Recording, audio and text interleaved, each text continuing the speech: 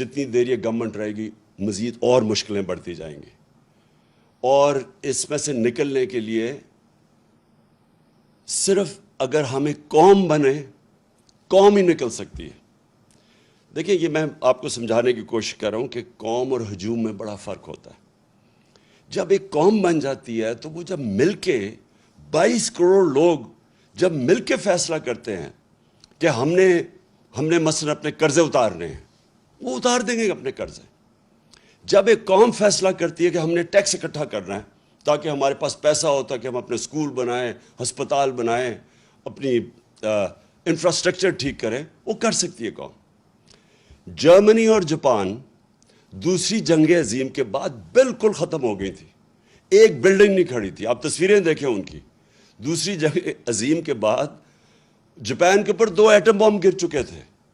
ان کی ایک بلڈنگ نہیں کھڑی تھی، لیکن کیونکہ وہ قومیں تھیں، قوموں نے مل کے 10 سالوں میں وہ پھر سے کھڑے ہو گئے۔ تو ہم تو اللہ نے اس ملک کو اتنا زیادہ دیا ہے کہ ہمیں، آپ کو بھی نہیں اندازہ کہ اس نے کتنی نعمتیں بخشی ہیں، لیکن وہ ہم تب تک، جب تک ہم قوم نہیں بنتے، ایک قوم بن کے ہم اس کا مقابلہ نہیں کرتے، ہم ان نعمتوں کا نہیں فائدہ اٹھا سکیں گے۔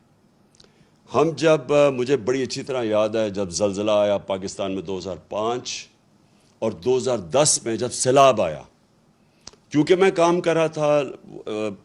ریلیف ورک کر رہا تھا، میں لوگوں کے بیچ میں تھا، میں سب سے پہلے اپنے بیرون ملک پاکستانیوں کو موبلائز کروں گا۔ دیکھیں میرے پاکستانیوں، ایک چیز سمجھیں، ہمیں اندازہ ہی نہیں ہے کہ ہمارا کتنا بڑا اثاثہ ہے بیرون ملک پاکستانی۔ ہم نے آتے ساتھ ہی ان کی تھوڑی سی مدد کی کہ یہ جو پیسے بھیجتے ہیں، ریمیٹنسز بھیجتے ہیں، جو ہمارے لوگ باہر کام کرتے ہیں، ہم نے کوشش کی کہ بینک کے تھرو بھیجیں۔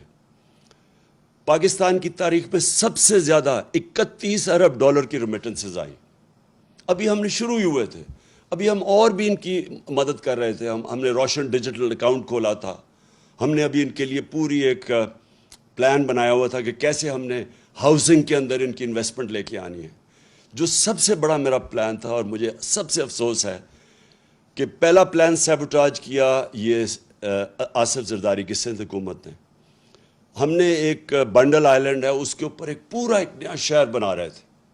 ماڈرن سٹی، اور بڑے بڑے انویسٹرز آ گئے جنہوں نے اربوں ڈالر اس میں انویسٹ کرنا تھا۔ تو اس سے ہونا کیا تھا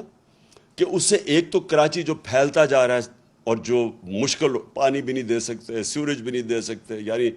کراچی کا حالات جو کھنڈر بنتا جا رہا ہے، جب ایک پورا ایک ماڈرن سٹی جس طرح دبئی ہے، کیا وجہ کہ ہم دبئی جیسا ایک جزیرے کے اوپر شہر نہیں بنا سکتے؟ تو وہ پورے انویسٹرز بھی آ گئے۔ سندھ حکومت نے سیبوٹاج کیا، انہوں نے کہا کہ نہیں، ہم این او سی دے کے واپس لے لیا، اس میں ڈالرز آنے تھے۔ دوسرا جو راوی سٹی ہے، راوی سٹی لاہور کو بچانے کے لیے پرانا پلان ہے کوئی 15-20 سال کا، اس کے لیے بھی لوگ آ گئے، انویسٹرز تیار، ابھی بھی انویسٹرز ہیں، پتہ نہیں ابھی وہ، کیونکہ جب سے ہماری حکومت گئی ہے مجھے نہیں پتا، وہ بھی آ گئے۔ ایک عدالت نے 1 سال سٹے آرڈر دے دیا، آگے بڑھ نہیں رہتے ہمیں،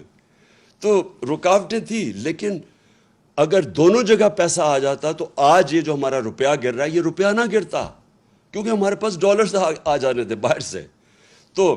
کہنے کا مقصد یہ کہ اس طرح کے اور ہمارے پلانز ہیں۔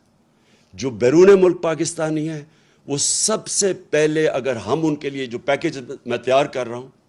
ہم جب ان سے جب پیسہ آئے گا تو جب تک ہماری ایکسپورٹس اوپر جاتی ہے، کیونکہ اس وقت ہماری امپورٹس زیادہ ہے، ایکسپورٹس کم ہے، اور ہماری ریکارڈ ہمارے دور میں سب سے زیادہ ایکسپورٹس ہوئے تھے، تو جب تک ہماری ایکسپورٹس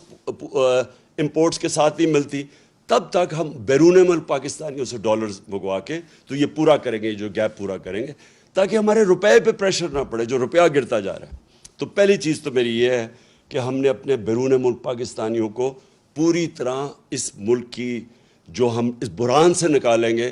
پوری طرح ان کی ہم مدد لیں گے، اور ان کا جو اربوں ڈالر ان کے باہر پڑے ہیں، یہ محنت کش لوگ ہیں، ان کا انشاءاللہ پیسہ لے کے آئیں گے۔